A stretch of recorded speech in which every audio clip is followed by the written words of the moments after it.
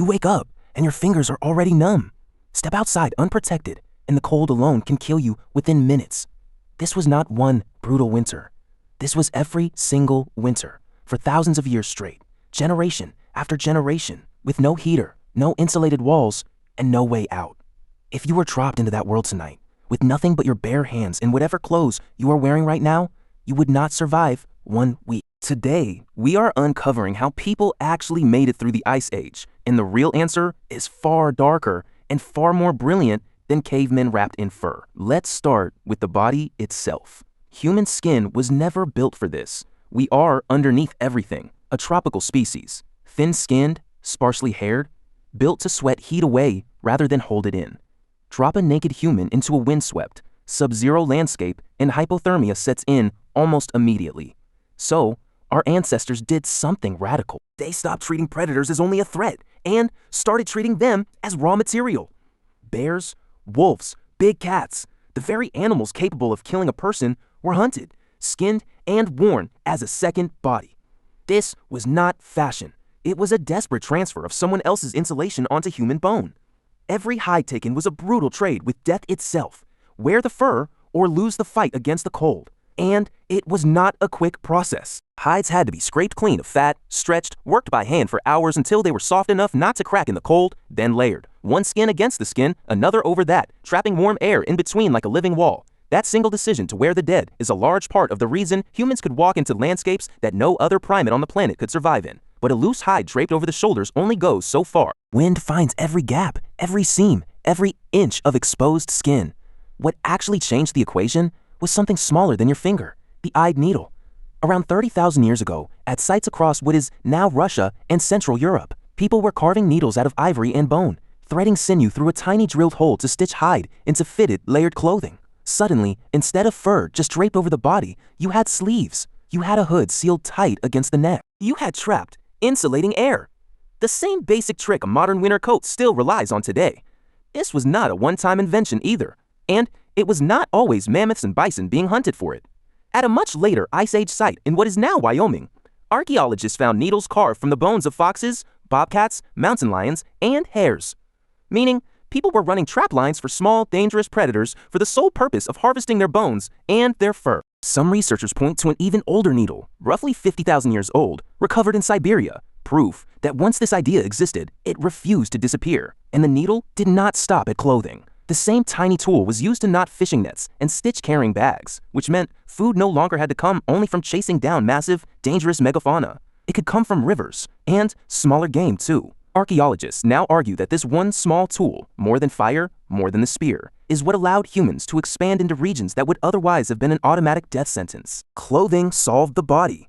Shelter was an entirely different problem, because across the open plains of Ice Age Europe, there was often no timber and no caves for hundreds of kilometers in any direction. So, people built with the only large durable material available, mammoth bone. At a site called Mezrikh, in what is now Ukraine, archaeologists uncovered circular structures built almost entirely out of mammoth skulls, jawbones, and tusks.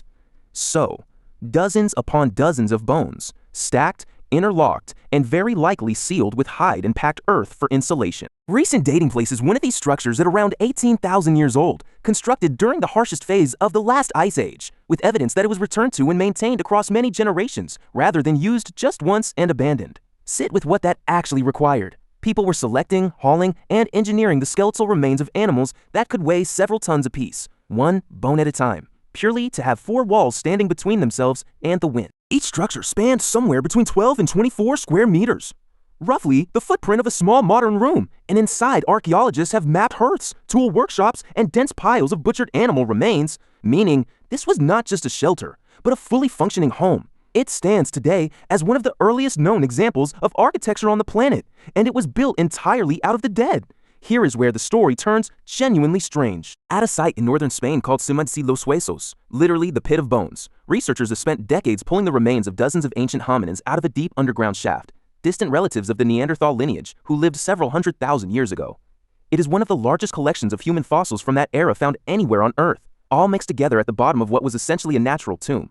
Buried inside those bones, researchers noticed something unusual. Seasonal growth patterns, interrupted, then resumed, again and again. the kind of signature you would expect from a body that deliberately slows itself down to survive winter on stored fat instead of searching for food that barely exists. In that same pit, researchers also recovered the bones of ancient cave bears, animals confirmed to have hibernated. Two researchers, Juan Luis Arzuaga and Antonis Barciocas, proposed a genuinely controversial hypothesis from this evidence, that these early humans may have gone through some form of extreme hibernation-like metabolic slowdown themselves. It remains unproven, and most scientists in the field stay skeptical. But the fact that serious researchers are even willing to ask the question tells you something on its own. The winters were brutal enough that shutting the body down almost sounds like a reasonable survival strategy. Now here's the part that should really unsettle you. Neanderthals were, in nearly every physical sense, better built for this world than we were. Stockier frames built to conserve heat, bigger noses to warm freezing air before it hit the lungs. Yeah, generations of cold adaptation baked directly into their bones. And yet they vanished, while a physically softer species, us, spread across that same brutal landscape and thrived.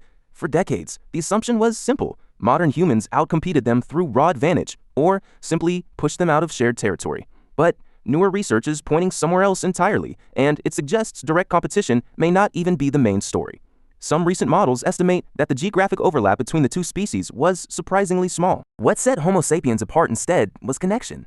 These groups appeared to have lived in larger, more overlapping social networks, spread along migration routes, including coastal ones, that let separate groups trade tools, share knowledge, and pull in outside help the moment a local group ran into trouble. Neanderthals, by contrast, appear to have lived in smaller, more isolated pockets, self-sufficient, but essentially alone, with little reason or means to reach the Group 2 valleys over. When the climate turned hostile and food vanished, isolation became a death sentence, while connection became the difference between a population that recovered and one that quietly disappeared forever. A lone group, no matter how tough, could not outsurvive a network of groups quietly propping each other up. Strength did not decide who made it through the Ice Age. Cooperation did. So the next time the word caveman comes to mind, throw that image out completely. These were engineers stitching custom insulation out of a predator's own skin. Architects raising houses from the skeletons of giants that could weigh more than 6 tons. Quite possibly biological experimenters, testing the outer limits of how far a body could slow itself down just to survive. What we have been taught to call primitive was, in reality, some of the most brutal, most brilliant problem solving our species has ever produced. Every single time you pull a blanket up on a cold night, you are only here to do it because your ancestors refused to freeze, refused to starve, and, crucially, refused to face any of it alone. If stories like this, the dark and buried history of how we actually survived, are the kind of thing that pulls you in, hit subscribe, because there is a lot more buried history left to dig up.